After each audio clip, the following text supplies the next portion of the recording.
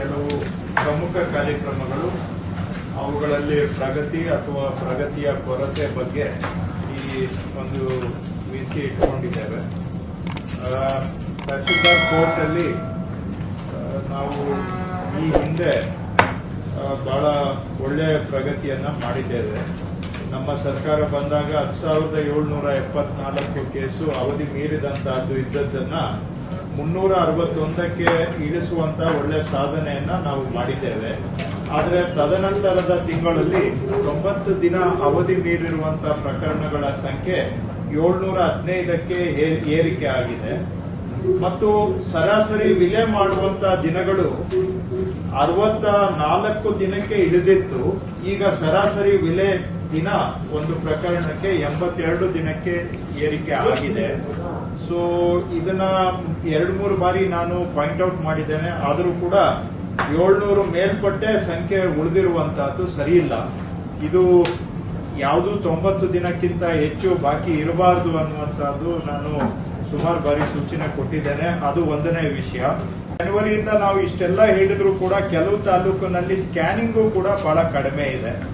ಅದನ್ನು ಇವತ್ತು ಕೆಲವು ತಾಲೂಕಲ್ಲಿ ತುಂಬಾ ಚೆನ್ನಾಗಿ ಮಾಡ್ತಾ ಇದ್ದಾರೆ. 15,000 ಪೇಜ್ ಮೇಲ್ಪಟ್ಟು ಮಾಡ್ತಾ ಇದ್ದಾರೆ. ಕೆಲವರು ತುಂಬಾ ಆಸಕ್ತಿ ತಗೊಂಡು ಅವರ ಅಧಿಕಾರದ ವ್ಯಾಪ್ತಿಯನ್ನ ಮೀರಿ ಬಹಳ ಒಂದು ಸ್ವಂತ ಆಸಕ್ತಿಯಿಂದ ಕೆಲಸ ಮಾಡ್ತಾ ಇರೋದನ್ನ ನಾನು ಕಣ್ಣಾರೆ ನೋಡಿದ್ದೇನೆ.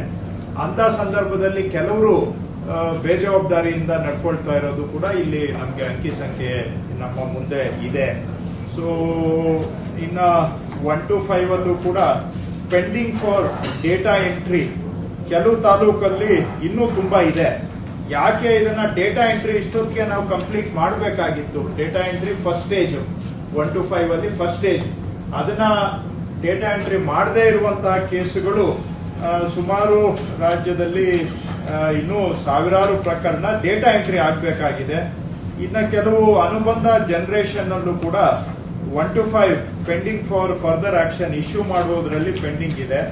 ಅದನ್ನ ಕೂಡ ಇವತ್ತು ರಿವ್ಯೂ ಇಟ್ಕೊಂಡಿದ್ದೇವೆ.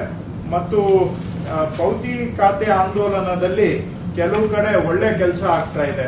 ಕೆಲವರು ಇನ್ನೂ ಅದನ್ನ ಗಂಭೀರವಾಗಿ ತೆಗೆದುಕೊಂಡಿಲ್ಲ. ಅದರದ್ದು ಕೂಡ ಇವತ್ತು ಪ್ರಗತಿಯನ್ನ ಯಾಕೆ ಕುಂಠಿತ ಆಗ್ತಾ ಇದೆ ಕೆಲವು ತಾಲೂಕಲ್ಲಿ ಅಂತಕ್ಕಂಥದ್ದು. ಈ ರೀತಿಯಾಗಿ ಕೆಲವು ಪ್ರಮುಖ ಕಾರ್ಯಕ್ರಮಗಳು ಮತ್ತು ಕಂದಾಯ ಗ್ರಾಮದಲ್ಲಿ ನಮಗೆ ಡೆಡ್ಲೈನ್ ಇದೆ.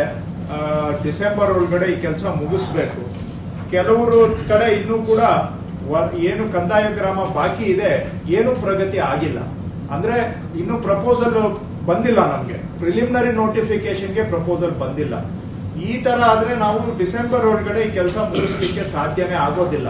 ಆದ್ರೆ ಇದು ಸರ್ಕಾರದ ದೃಢ ಸಂಕಲ್ಪ. ಅಲ್ಲಿ ವಾಸ ಮಾಡತಕ್ಕಂತ ಬಡವರಿಗೆ ಹಕ್ಕುಪತ್ರ ಕೊಡ್ಲೇಬೇಕು ಅನ್ನುವಂತಹದ್ದು ಇದು ಬಡವರ ಕೆಲಸ.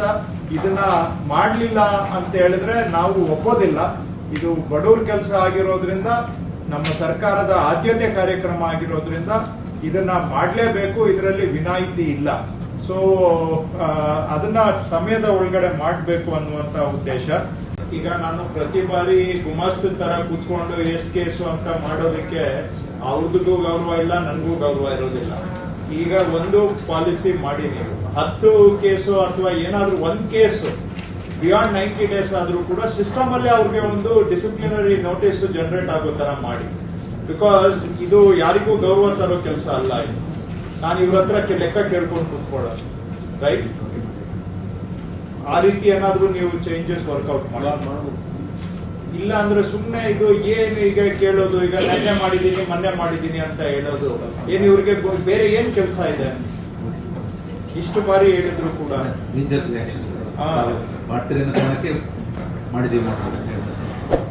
90 ಡೇಸ್ ಕ್ರಾಸ್ ಆದ್ಮೇಲೆ ಸಿಸ್ಟಮ್ ಅಲ್ಲೇ ನೋಟಿಸ್ ಒಂದು ಸ್ಟ್ಯಾಂಡರ್ಡ್ ಫಾರ್ಮ್ಯಾಟ್ ಮಾಡಿ, ನೋಟಿಸ್ ಜನರೇಟ್ ಆಗೋ ತರ, ಡಿಸಿಪ್ಲಿನರಿ ಆಕ್ಷನ್ಗೆ ನೋಟಿಸ್ ಹೋಗೋ ತರ ಮಾಡಿ ಅಷ್ಟೇ.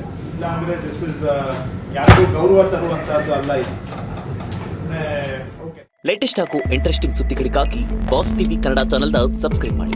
ಹಾಗೆಯೇ ಬೆಲ್ ಐಕಾನ್ ಪ್ರೆಸ್ ಮಾಡಿ. ಇದರ ಜೊತೆಗೆ ಫೇಸ್ಬುಕ್, ಇನ್ಸ್ಟಾಗ್ರಾಮ್, ಎಕ್ಸ್ ನಲ್ಲೂ ಮಿಸ್ ಮಾಡದೆ ಫಾಲೋ ಮಾಡಿ.